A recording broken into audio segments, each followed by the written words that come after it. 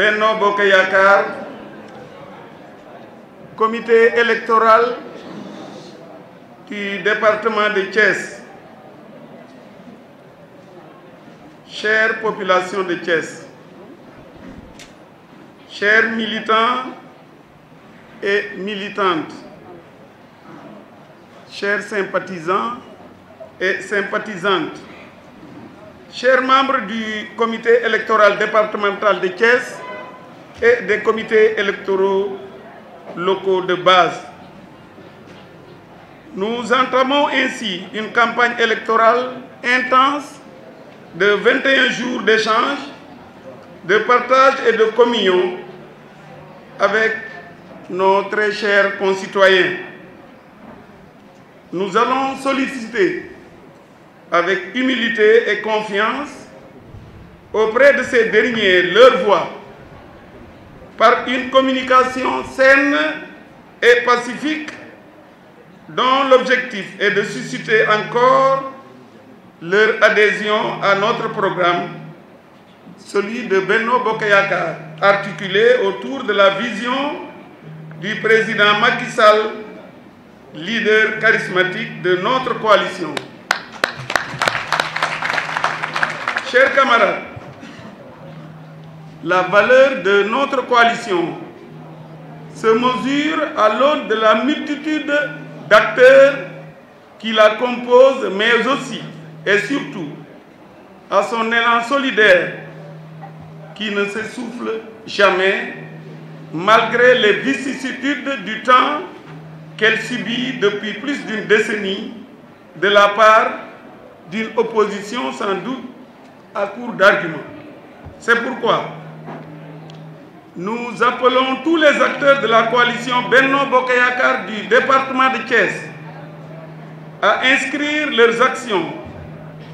dans cette dynamique qui a toujours été couronnée de succès,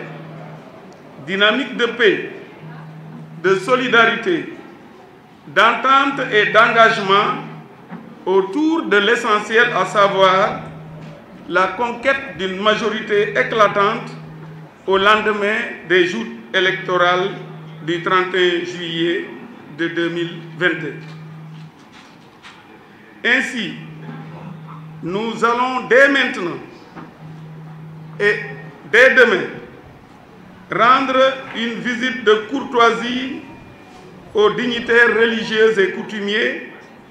afin de solliciter leurs prières pour une campagne apaisée ainsi que des élections transparentes à l'issue desquelles nous souhaitons une victoire sans ambages de la coalition Benno Bokk Yakaar dans tous les départements du Sénégal. Cette élection sera pour nous une confirmation et nous nous battrons avec comme étendard la paix et la stabilité du Sénégal. C'est pourquoi nous mènerons cette campagne avec courage et détermination pour obtenir une majorité confortable qui défendra dignement les intérêts de nos chers concitoyens à l'Assemblée nationale. Chers camarades, toutes les conditions sont à présent réunies pour faire valoir notre majorité incontestable et remporter largement à Thiès les élections législatives au soir du 31 juillet 2022. J'invite par conséquent toutes les composantes et tous les militants de Benno Bokk Yakaar à ne ménager aucun effort pour atteindre cet objectif majeur. Je vous remercie de votre aimable attention.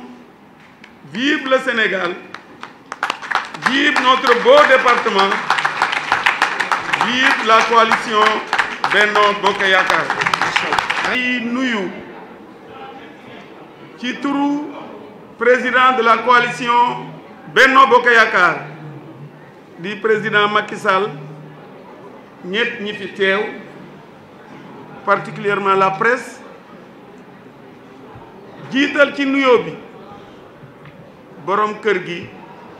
di suñu kilifa di président Idrissa Seck.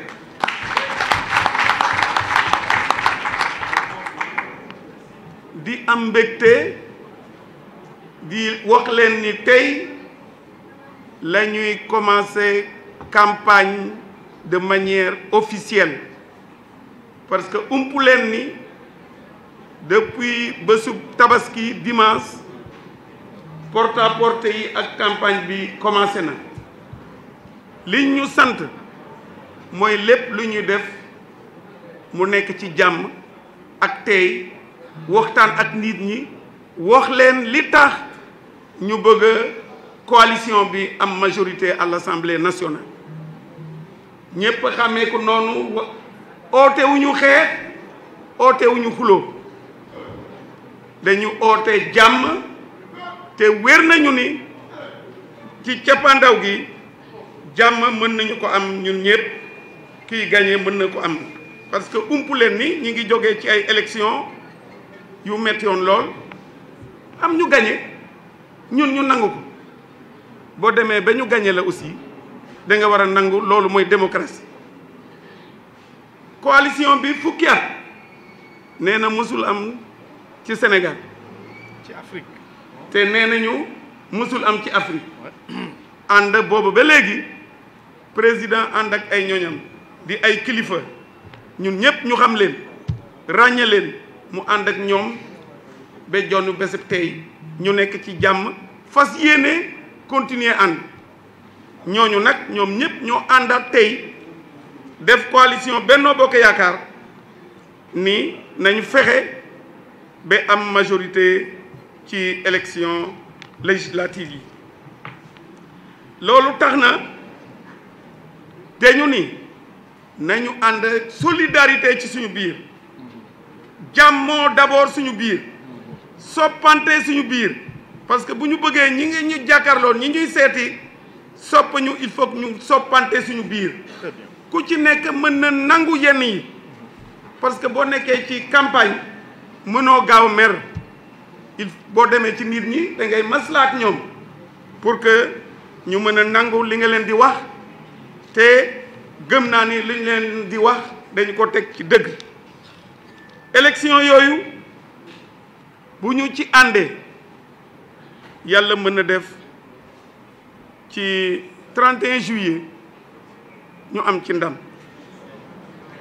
dañoo fas yéene loolu la ñu aadawoo Sénégal lépp looy def nga jiital ci ñaan loolu moo tax bu subaa fas nañu yéene dem seeti kilifa diine yi kilifa aada yi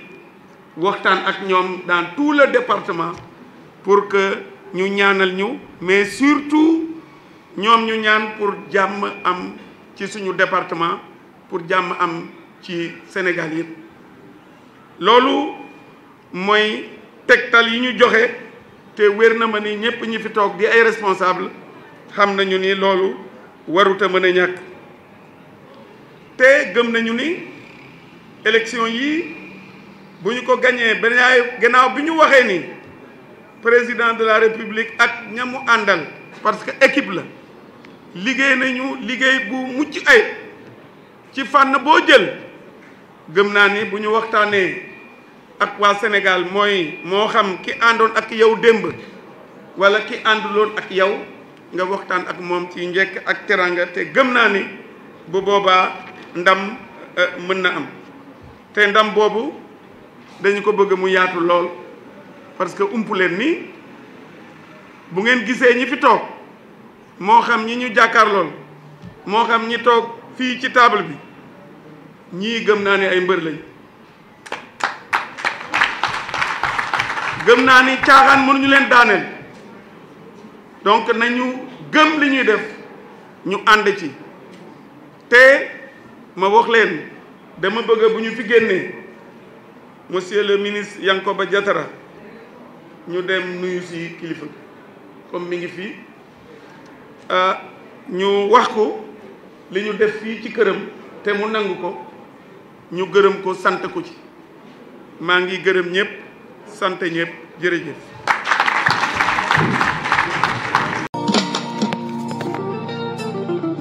Thank you.